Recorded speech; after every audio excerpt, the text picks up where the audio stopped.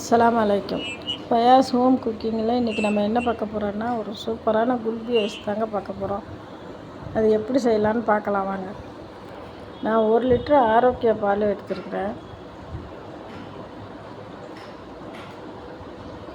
1 litre ஆரோக்கிய பாலை எடுத்து நல்லா காய்ச்சிக்கலாம். நல்லா பொங்க காய்ச்சி ஒரு 1/4 மணி நேரமாவது அடுப்பில் கொதிக்கணும். அது மாதிரி கொதித்து எடுத்து நல்லா ஆற வச்சுக்கலாம். ஆரோக்கிய பால்னால் இந்த ஃபுல் க்ரீம் இருக்கும் இல்லையா, அந்த மாதிரி பாலாக பார்த்து வாங்கிக்கணும். அதுதான் கொஞ்சம் நல்லா திக்காக இருக்கும். நீங்கள் பாலும் யூஸ் பண்ணிக்கலாம், மில்க் மேடும் யூஸ் பண்ணிக்கலாம், இல்லைன்னா அமுல் மாவும் யூஸ் பண்ணிக்கலாம். எது வேணாலும் நம்ம இது பண்ணிக்கலாம். இப்போ நான் ஒரு 20 பாதாம் பருப்பு எடுத்துருக்கிறேன், 10-15 முந்திரி பருப்பு எடுத்துருக்கிறேன், கொஞ்சம் வால்நட் எடுத்துருக்கிறேன். பிஸ்தா இருந்தால் பிஸ்தா போட்டுக்கலாம். என்கிட்ட பிஸ்தா இல்லாததுனால வால்நட் எடுத்துருக்கேன். ஒரு 6 ஏலக்காய் எடுத்துருக்கிறேன். இதை நம்ம அப்படியே ஒரு மிக்ஸி ஜாருக்கு மாற்றி பொடி பண்ணி எடுத்துக்கலாம்.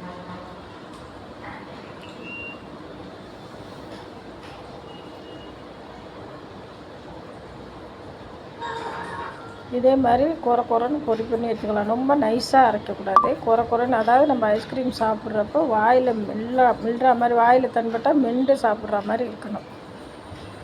அதே மாதிரி குறைப்பாக அரைச்சி எடுத்துக்கலாம். இப்போ அதே மிக்ஸி ஜாரில் ஒரு 200 கிராம் சர்க்கரை எடுத்துருக்கேன், சீனி. எனக்கு கரண்டி அளவு தெரியும், அதனால நான் அதில் ஒரு 3 கரண்டி போட்டிருக்கேன். அது 3 கரண்டி 200 கிராம் வரும். உங்களுக்கு எதில் அளவு தேவையோ அந்த அளவுக்கு 200 கிராம் சர்க்கரை எடுத்து அதையும் நம்ம பொடி பண்ணி இதே மாதிரி எடுத்துக்கலாம். மைதா மாதிரி ஆயிடுச்சு பார்த்திங்களா. இதே ஒரு பவுலுக்கு மாற்றிக்கலாம்.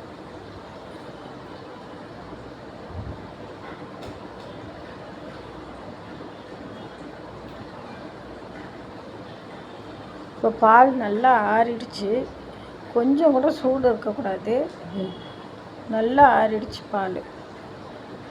இதுலேயே நம்ம மில்க் மேட் வேணுனாலும் சேர்த்துக்கலாம். இப்போ நம்ம பொடி பண்ணி வச்சுக்கிறோம் இல்லையா பருப்பெல்லாம், அந்த பருப்பு எல்லாத்தையும் அதில் சேர்த்துக்கலாம்.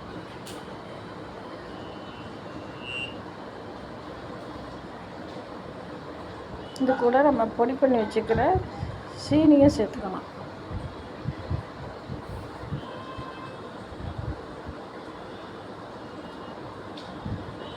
இதில் நான் இதை ஒரு வீடியோ மூலயமா தான் இதை பார்த்தேன். நான் ஃபஸ்ட்டு தான் ட்ரை பண்ணேன். அந்த வீடியோவில் சொல்லியிருந்தாங்க, தேங்காய் பூ சேர்த்துங்க, ஃப்ரெஷ்ஷான தேங்காய் பூவை சேர்த்துங்க, நல்லாயிருக்கும் அப்படின்னாங்க. நானும் அதே மாதிரி தேங்காய் பூ சேர்த்தா நல்லா இருக்குமோ அப்படின்னு சொல்லிட்டு தேங்காய் பூ சேர்த்தேன். ஆனால் அது சரியில்லை, டேஸ்ட் இல்லை. சாப்பிட்றப்போ ஒரு மாதிரியாக சக்கையாக வாயில் படுது. அதனால் இதை ட்ரை பண்ணுறவங்க யாரும் தேங்காய் பூ சேர்க்க வேணாம். தேங்காய் பூக்கு பதிலாக சேமியா சேர்த்துக்கலாம். அப்படி அதுவும் விருப்பம் இல்லைன்னா சும்மா சாதாரணமாகவே வச்சுக்கலாம். தேங்காய் பூ அந்த அளவுக்கு டேஸ்ட்டு கொடுக்கல. எல்லாத்தையும் நம்ம ஒன்றா கலக்கியாச்சு. இப்போ இது கூட குங்குமப்பூ இருந்துச்சுன்னா கொஞ்சமாக சேர்த்துக்கலாம், நம்ம ஒரு கலருக்காக. என்கிட்ட குங்குமப்பூ இல்லாததுனால நான் ஃபுட்டிங் கலர் சேர்த்துருக்கேன். ஒரு சிட்டிகை உப்பு, அதாவது அந்த சீனியை இனிப்பை நம்ம கொஞ்சம் தூக்கி காட்டும், அதனால ஒரு சிட்டிகை உப்பு போட்டிருக்கேன்.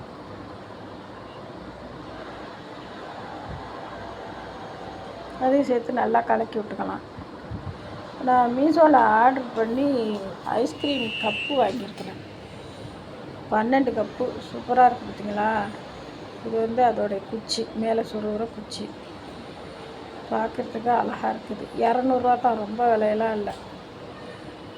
6 கப்பு 100 ரூபா, 12 கப்பு 200 தான். இதை நல்லா வாஷ் பண்ணி வச்சுக்கணும். அதாவது உள்ளக்க ஒரு மாதிரி பிளாஸ்டிக் வாடை அடிக்குது புதுசுங்கிறதுனால. நல்லா தேய்ச்சி கழுவிட்டு சுடுதண்ணில் ஒரு வாட்டி போட்டு எடுத்துட்டா அந்த வாடையெல்லாம் போயிடுது.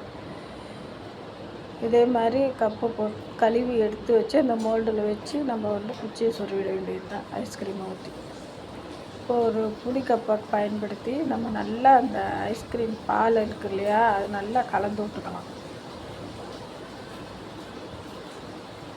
ஏன்னா அடியில் அந்த தேங்காய் பூ பருப்பு எல்லாமே அடியில் உட்காந்துக்குது. இதே மாதிரி நல்லா கலந்து விட்டுக்கிட்டு ஒவ்வொரு கப்லையாக அள்ளி ஊற்றிக்கலாம். 12 கப்புக்கு உங்களுக்கு 1/2 லிட்ரு பாலே போதுமானது. நான் 1 லிட்ரு எடுத்து இதை 12 கப்புலையும் ஊற்றிட்டு வேறு ஏனத்தில் வேறு நான் ஊற்றி வச்சுருக்கிறேன். அதனால் உங்களுக்கு 1/2 லிட்ரு பால் எடுத்தாலே போதுமானது. இதே மாதிரி பார்த்திங்களா, எல்லாத்துலேயும் ஃபில் பண்ணியாச்சு. இப்போ அந்த குச்சை எடுத்து மேலே ஒன்றில் சொருகி வச்சிட வேண்டியது தான்.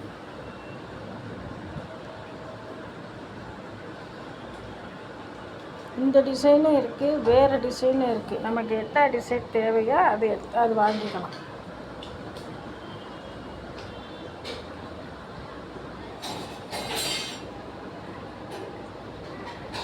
இதே மாதிரி எல்லாத்தையும் மூடி போட்டு வச்சிடலாம். இதை 12 மணி நேரம் ஃப்ரீசரில் வைக்கணும். நான் 12 மணி நேரம் கழித்து எடுத்தேன். அந்த அளவுக்கு உரையில் நீங்கள் எக்ஸ்ட்ரா ஒரு 2-3 மணி நேரம் கூட சேர்த்து வைக்கலாம். நான் நைட்டு ஊற்றி வச்சுட்டு காலையில் எடுத்தேன். அது கொஞ்சம் ஊற்றுற மாதிரி இருந்துச்சு. நல்லா ரெடி ஆகிடுச்சு. இருந்தாலும் இன்னும் ஒரு 2-3 மணி நேரம் இருந்துச்சுன்னா இன்னும் நல்லா இதாக இருக்கும். எல்லாத்தையும் மூடியாச்சு. இப்போ இதை நம்ம ஃப்ரீசரில் வச்சிடலாம். ஓகேங்களா, நான் நைட்டு 8 மணிக்கு வச்சுருக்கேன். இதை காலையில் எப்படி இருக்குன்னு பார்க்கலாம்.